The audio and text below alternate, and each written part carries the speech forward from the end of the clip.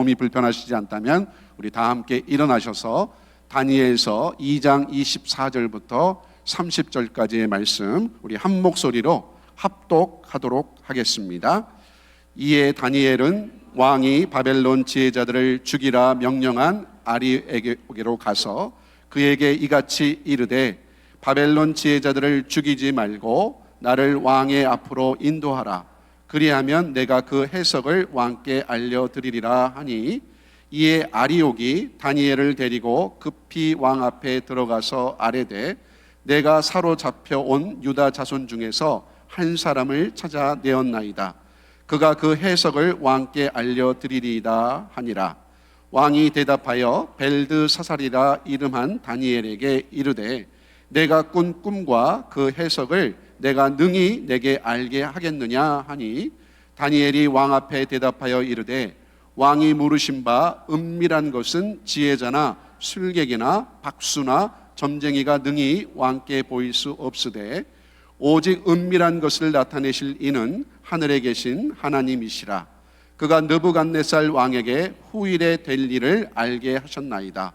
왕의 꿈 곧 왕이 침상에서 머릿속으로 받은 환상은 이러하니이다. 왕이여, 왕이 침상에서 장래일을 생각하실 때 은밀한 것을 나타내시는 이가 장래일을 왕에게 알게 하셨사오며, 내게 이 은밀한 것을 나타내심은 내 지혜가 모든 사람보다 낫기 때문이 아니라 오직 그 해석을 왕에게 알려서 왕이 마음으로 생각하던 것을 왕에게 알려주려 하심이니이다. 아멘. 자리에 앉으시겠습니다. 이 시간 역전의 삶을 사는 방법이라는 제목으로 말씀 전해주실 때 하나님의 은혜가 충만히 임하게 되기를 주님의 이름으로 축복합니다. 할렐루야. 거룩한 주일 예배 오신 여러분들 주님의 이름으로 축복하고 환영합니다. 우리 옆 사람과 반갑게 인사하겠습니다. 잘 오셨습니다. 축복합니다. 환영합니다. 너무 잘 오셨습니다. 인사할 때 우리는 눈을 마주치고 하지요, 그죠? 그런 것처럼 예배 가운데는 이 시간은 하나님과 우리가 눈 맞추기를 하는 시간입니다. 다른 것, 걱정, 근심, 염려, 아까 우리 찬송해 주신 것처럼 다 내려놓고 하나님과 눈을 맞추는 시간이 되셨으면 좋겠습니다. 하나님만 바라보고 하나님의 은혜만을 사모하고 하나님의 은혜로 충만한 이 시간이 되기를 바랍니다. 오늘 찬양을 드릴 때 참 은혜가 너무 저는 돼요. 항상 찬양을 드릴 때 감사가 돼요. 이렇게 성가대에서 찬송가를 통해서 정말 기존에 우리 믿음의 선배들이 가졌던 그 귀한 은혜들을 함께 찬양할 수 있어서 감사하고, 우리 찬양팀을 통해서 하나님께서 또한 요즘 우리에게 또한 젊은 세대에게 새롭게 주시는 찬양을 통해서 또 은혜를 주셔서 감사합니다. 세대를 아우르는 찬양이 우리 교회에 있어서 참 감사하다라는 생각을 합니다. 그래서 아직 여쭤보지 않았지만 성가대 여전히 모집하고 계시나요? 네, 성가대 지원해 주시고 찬양타임 모집하고 계시나요? 네, 나이에 상관없이 또 외모에 상관없이 여러 가지 다 가능합니다. 목소리가 안 나오면 어떻게 할까요? 얼굴로 찬양할 수 있습니다. 여러분, 그러니까 여러분 많이 지원해 주시고 함께 찬양에 동참해 주시는 우리 모든 성도님들 되셨으면 좋겠습니다. 제가 하나 책을 설명해 드릴 텐데요. 이 책이 무슨 책인가 한번 알아맞혀 보시기 바랍니다. 전 세계에 200여 개 이상의 언어로 번역이 되었고요. 특별히 신앙 서적 중에서 성경 다음으로 많이 읽힌 책입니다. 그리고 그리스도인이 천국을 향해 가는 인생의 여정으로 이루어져 있습니다. 요즘에는 애니메이션도 이렇게 나와 있는데 어떤 책일까요? 네, 감사합니다. 이걸 아시는 분들은 미리 오셔서 이렇게 나눠드린 이 설교 요약지를 미리 보신 분들도 계실 거라고 생각합니다. 무슨 말이냐? 설교 요약지 잘 보시고 미리 예배 전에 오셔서 기도와 말씀을 잘 준비해 주시기를 부탁드립사, 이렇게 또 말씀을 드렸습니다. 철로역정입니다. 철로역정 읽어보신 분들은 손 안 들으셔도 됩니다. 철로역정 읽어보신 분들은 아시지요? 우리의 인생하고 되게 비슷합니다. 믿음이라는 거 가졌는데 여정을 이게 가다 보면, 길을 가다 보면 나도 모르는 참 어려움과 시험거리를 만날 때가 있다라는 것입니다. 우리는 또 알고 있습니다. 이것이 정말 우리의 삶에서도 내가 예수님을 분명히 믿는데도 불구하고 여전히 위기가 오고 어려움이 오고 시험이 올 때가 있다라는 것입니다. 여러분, 시험이라는 단어가 성경에 보면 한국말로는 같은 시험이라는 단어로 나오죠. 그런데 이렇게 뜻을 원어적으로 해석을 해보다 보면은 두 가지가 있습니다. 하나님께서 우리에게 주시는 시험이 있고 사단이 우리에게 주는 시험이 있습니다. 영어로 보면 하나님께서 우리에게 주시는 이 시험은 테스트라고 하죠. 근데 사단이 우리에게 주는 이 시험은 템테이션이라고 합니다. 그런데 놀라운 것은요, 이게 동시에 올 수 있다라는 거예요.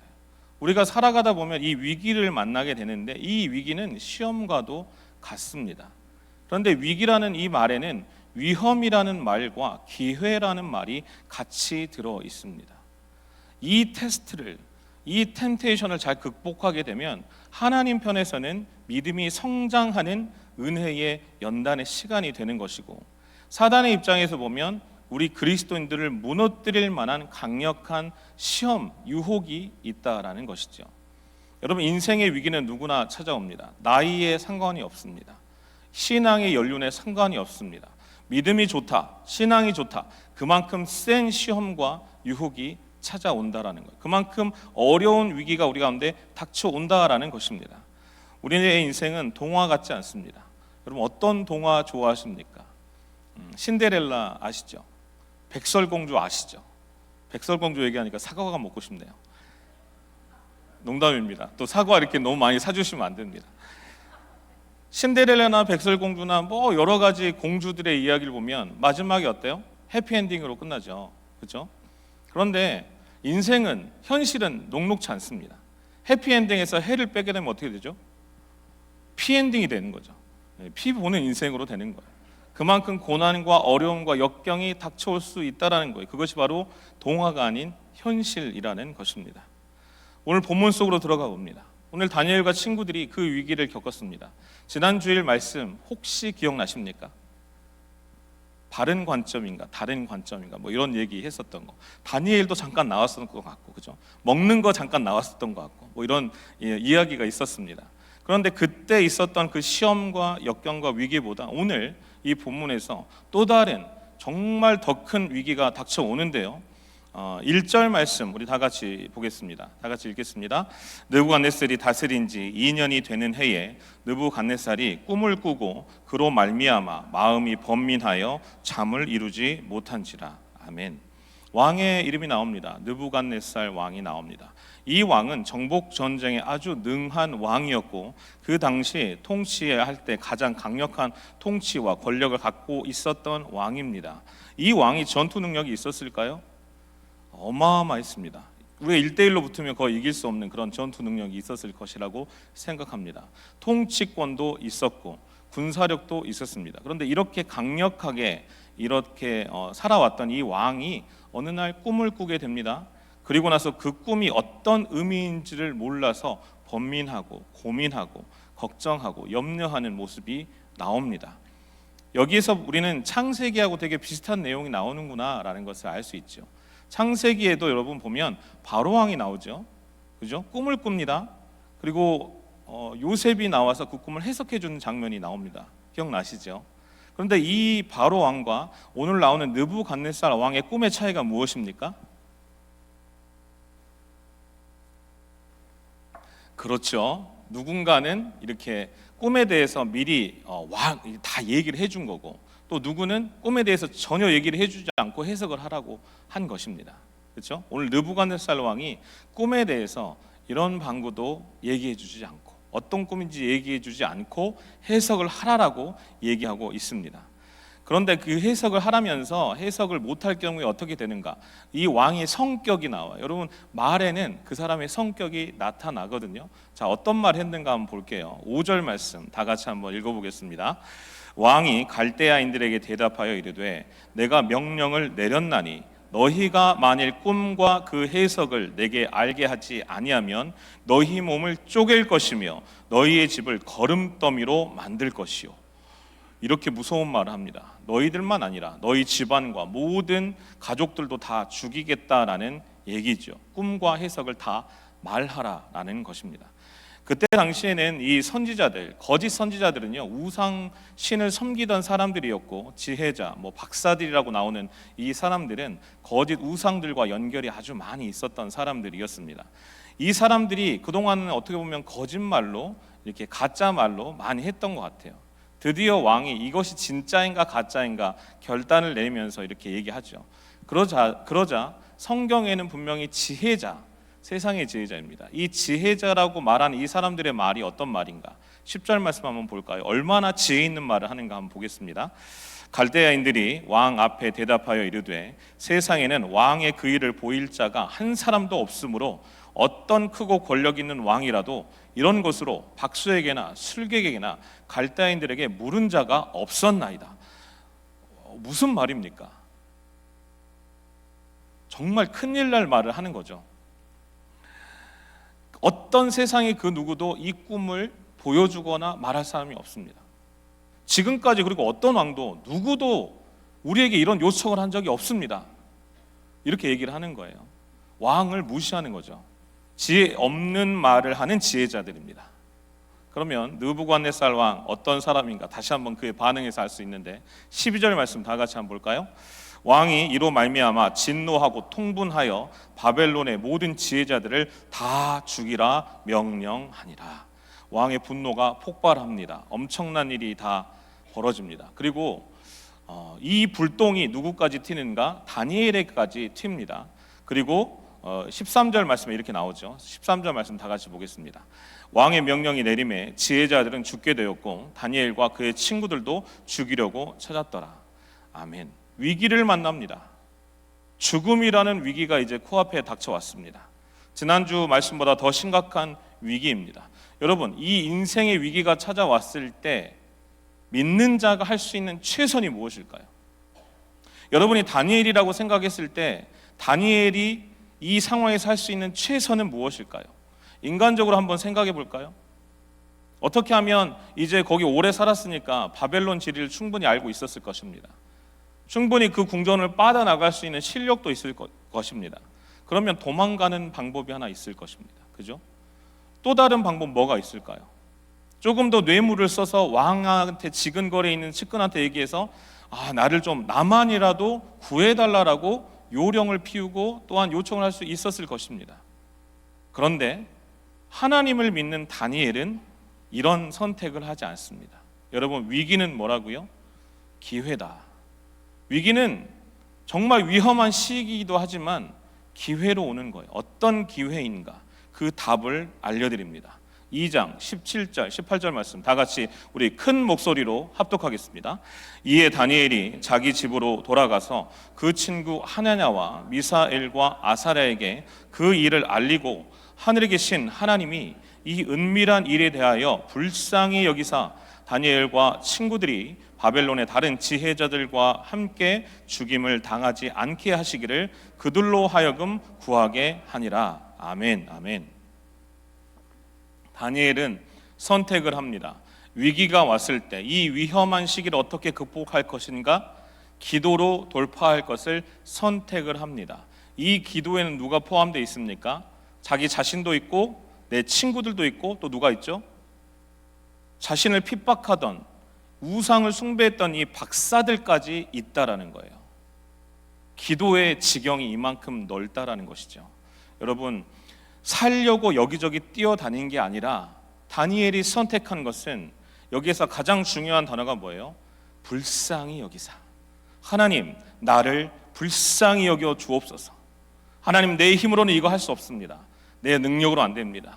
나 다른 요령 피우지 않고 다른 핑계 대지 않고 하나님 앞에 이렇게 기도할 것입니다. 나를 불쌍히 여겨 주소서. 신약에도 여러분 이런 장면이 나오는 거 아십니까? 누가복음 18장 35절 이하에 보면 한 맹인이면서 거지가 나옵니다. 이 길가에 구걸하는 이 사람이 계속 앉아 있는데 군중들이 확 지나가는 거예요. 사람들이 엄청나게 지나가는 거예요. 이게 눈이 안 보이면 귀가 엄청 밝잖아요. 그리고 여러분 소문에도 그때 빨랐어요. 예수님이라는 분이 있다. 저 예수라는 분이 있는데 저 분이 지나가는 자리에는 병자가 고침을 받고 앉은 병이가 일어나고 맹인이 눈을 뜨고 벙어리가 말을 하는 그런 역사가 일어나더라. 이 얘기를 들었을 것입니다. 그리고 나서 군중들이 지나가는 그 자리에서 예수님이 지나간다라는 소리를 들었습니다. 이때의 이 사람의 반응이 무엇입니까? 다윗의 자손 예수여 나를 불쌍히 여기소서라고 소리를 지릅니다. 이때 사람들은 뭐라고 하는지 아세요? 조용해라, 잠잠하라, 이렇게 얘기합니다. 그러면 그 태도가 어땠는가? 누가복음 18장 39절 말씀 다 같이 읽겠습니다.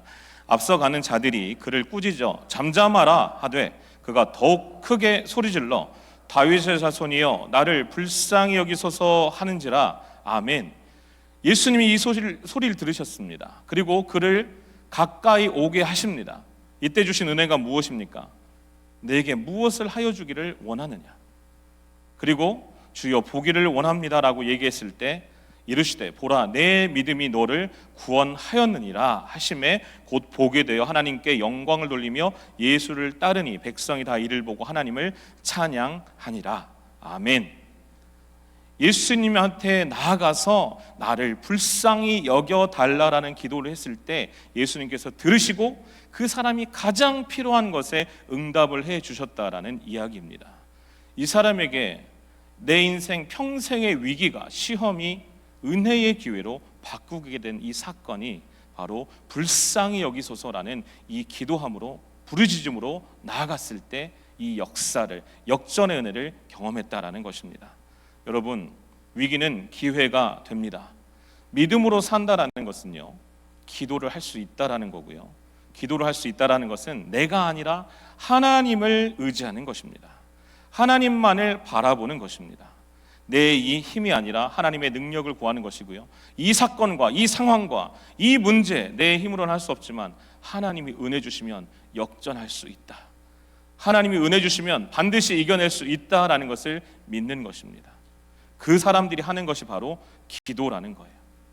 여러분, 기도로 하나님 앞에 나아갈 때 우리는 세 가지로 하나님의 역전의 능력을 경험할 수 있는데, 첫 번째는 역전케 하신 하나님의 능력을 찬양을 통해 경험할 수 있습니다.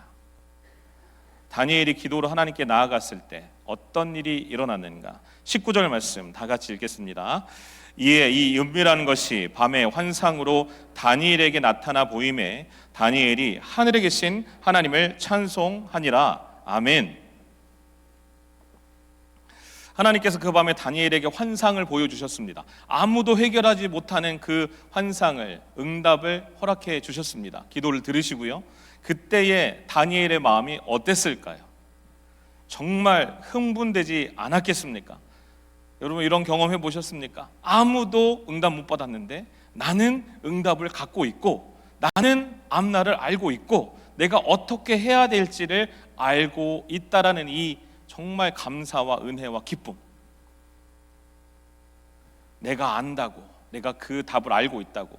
여러분, 만약에 아이들이 이게 답을 알고 있으면 이렇게 그냥 가만히 있지 않습니다.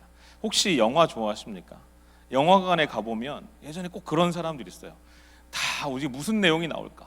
저 주인공이 죽을까? 막 이렇게 하고 있는데 뒤에서 안 죽어? 뭐 이렇게 얘기하는 사람들이 정말 미웠어요. 스포일러를 하는 거죠. 너무 왜 그렇게 했을까? 저는 그래서 이렇게 뭐 드라마나 영화를 볼 때 1부터 10까지 있다면 처음부터 끝까지 이렇게 잘 이렇게 꼼꼼히 살피는 거를 좋아합니다. 책도 그렇습니다.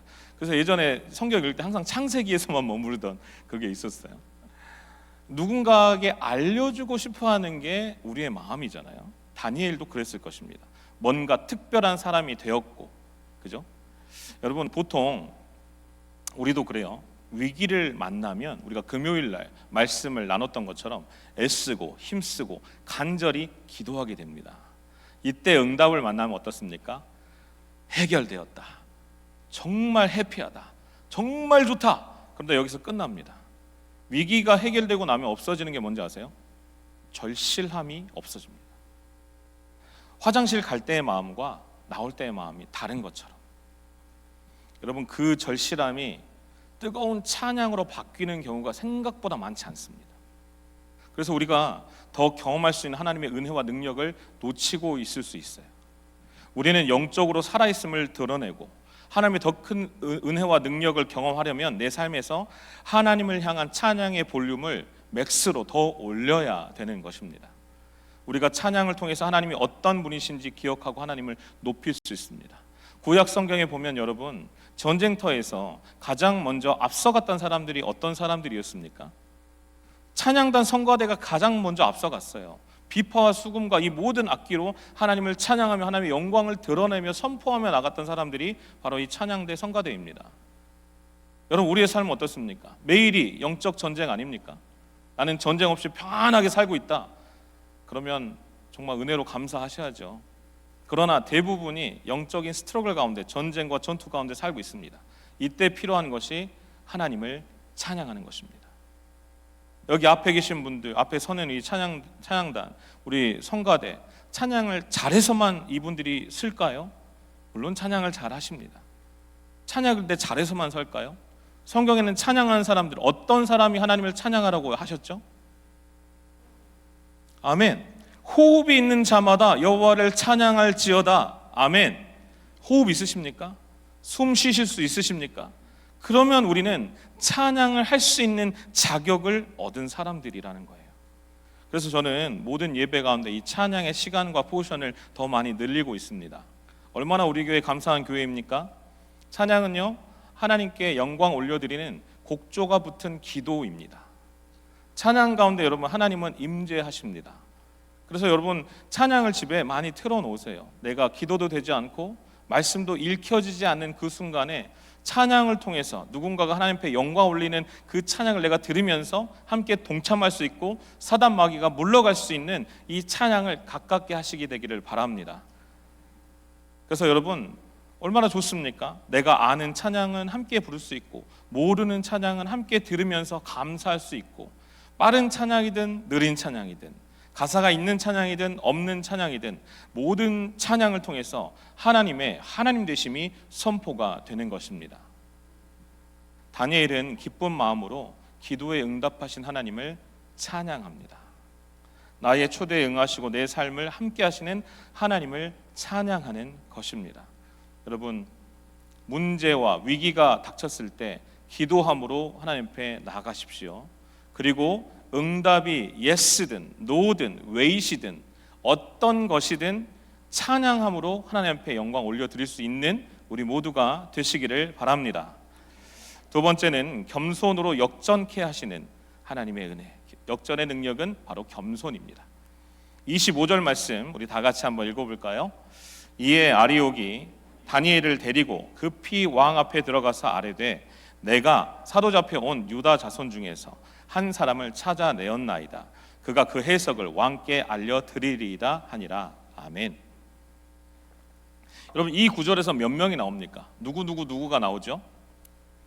아리옥이 나옵니다. 또 다니엘이 나옵니다. 또 왕이 나옵니다. 여기 나는 있나요, 없나요? 나도 나오죠. 여기서 나는 누굽니까? 아리옥입니다. 여기서 주어가 누굴까요? 왕이 제일 중요할까요? 다니엘이 제일 중요할까요? 아리옥이 제일 중요할까요? 그렇죠. 헷갈리죠. 근데 여러분 자세히 보시면요, 아리옥이 데리고 와서 내가 이 사람을 찾아내었습니다. 내가 찾은 그 사람이 왕께 해석을 알려드릴 것입니다 라고 얘기를 합니다. 그러니까 여기에 주인공은 누구예요? 중심이 바로 나라는 거예요. 아리옥, 내가 찾았습니다. 내가 찾아낸 그 사람이 왕께 해석을 알려드립니다 라고 나옵니다. 중심은 나입니다. 여러분, 근데 이게 아리옥만의 고백이 아니라 우리도 이럴 때가 참 많습니다. 이게 은근히 겸손한 것처럼 보이지만 내 중심적인 고백을 할 때가 참 많습니다. 내가 한 것은 아무것도 없는데 왕에게 잘 보이려고, 사람에게 인정을 받으려고 내가라는 말을 참 많이 쓰는 사람들도 있습니다. 내가 이거 했습니다. 나 때문에 이렇게 되었고요. 나 아니면 이거 모르고요. 내 경험이, 내 생각이, 내가 찾은 이 사람이 하면서 내가 중심에 서 있다라는 거예요. 여러분, 신앙생활 하면서 정말 물리쳐야 될 가장 중요한 것 중에 하나가 교만 아닙니까? 교만은 패망의 선봉이고, 그죠? 겸손은 존귀의 앞잡이라고 말씀하고 계세요. 사랑하는 여러분, 어떤 봉사를 하시든 사역을 하시든 이분 목회자인 저도 마찬가지고 항상 하나님 앞에 겸손할 수 있어야 합니다. 내가 잘해서 세워주신 것이 아니라 하나님의 은혜로 세워주신 자리이기 때문이죠. 여러분, 다니엘이라면 여러분 어떻게 나아가셨을까요?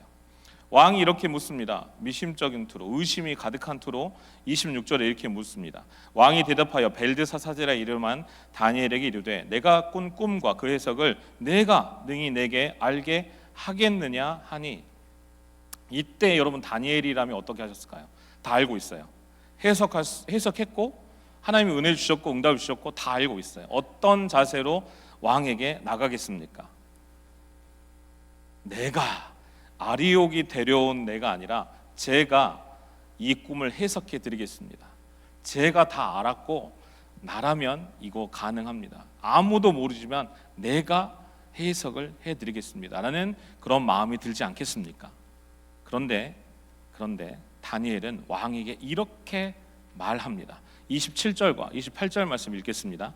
다니엘이 왕 앞에 대답하여 이르되 왕이 물으신 바 은미라는 것은 지혜자나 술객이나 박수나 점쟁이가 능히 왕께 보일 수 없으되 오직 은미라는 것을 나타내실 이는 하늘에 계신 하나님이시라.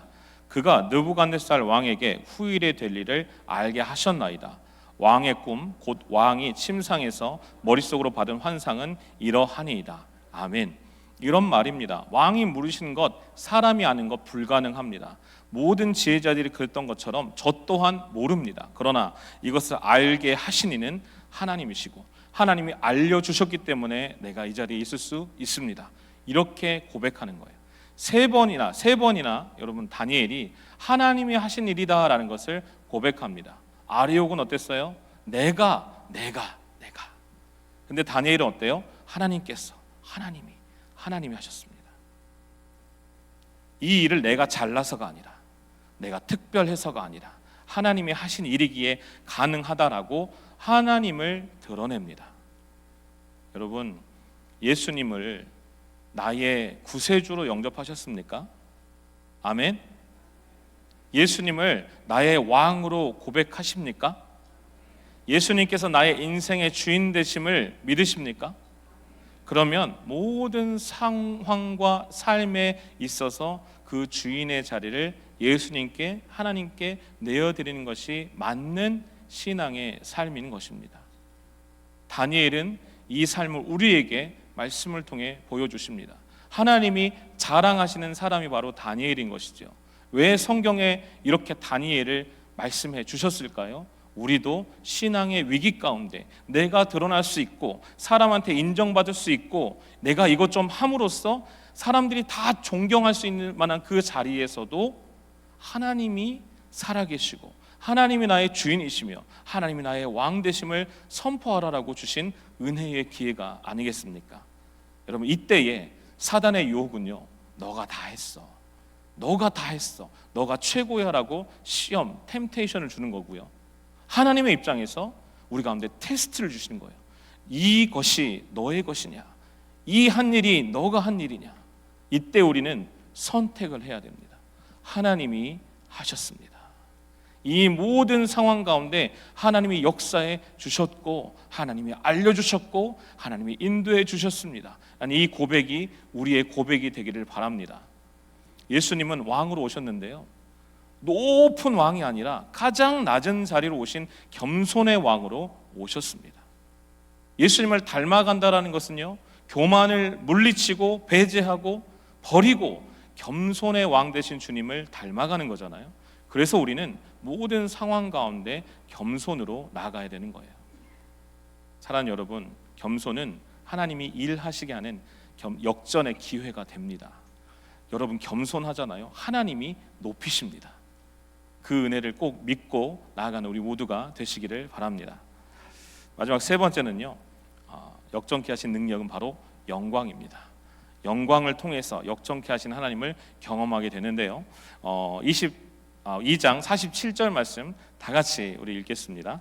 왕이 대답하여 다니엘에게 이르되 너희 하나님은 참으로 모든 신들의 신이시요 모든 왕의 주제시로다.